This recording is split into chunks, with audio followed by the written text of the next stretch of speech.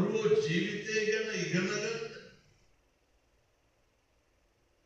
කර්මයේ ධර්මයේ විශ්වාස කරන්න ස්වර්ණමය අවස්ථාවක් තමයි මේ අපදාන. And වතුර වැඩි වෙච්ච හින්දා හයදෙනෙක් රත්තරන් බඩු ටික බොක්ස් එකකට දාගෙන යාළුවෙක්ගේ ගෙදර යනවා. ඇයි යන්නේ? බේරෙන්න. රෑ වෙනකොට යාළුවාගේ ගෙදර යට තට්ටුවට වතුර දාන්න පටන් ගත්තා. උඩ තට්ටුවට එන්නේ නැති වෙයි කියලා හිතලා උඩ තට්ටුවට ගියා කට්ටිය. කැම්බි මෙහෙම අරගෙන සිල්ලා. අර ස්වයංක්‍රීය විදුලියෙන් වැඩ කරන ගේට්ටු දොරවල් තමයි තියෙන්නේ. වතුර ආපු ගමන් මොකද උනේ? දොරවල් ඔක්කොමසේ උඩ තට්ටුවට ගියා. කොච්චරක් වතුර පෙරෙන්නද?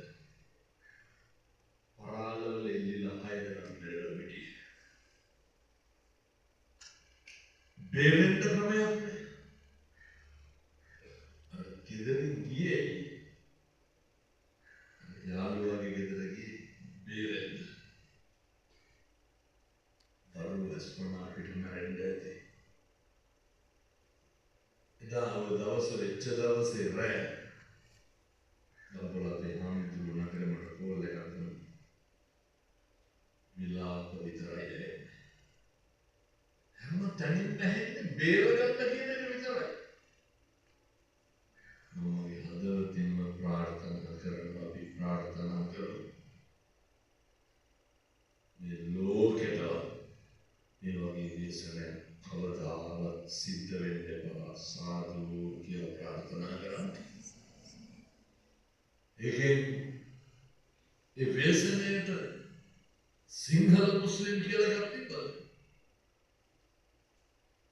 ඒ වේසනයට ભેදයක් තිබ්බද? ඒකට කිසිම දෙයක්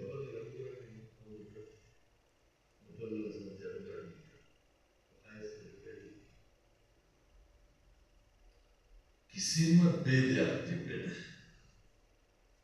කිසිම තරාතිරමක් තිබෙන්නේ නැහැ.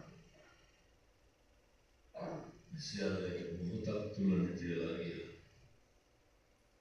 කියන බලන්න අපිට මොනවද නැති උනේ කියලා. මම පෙරේ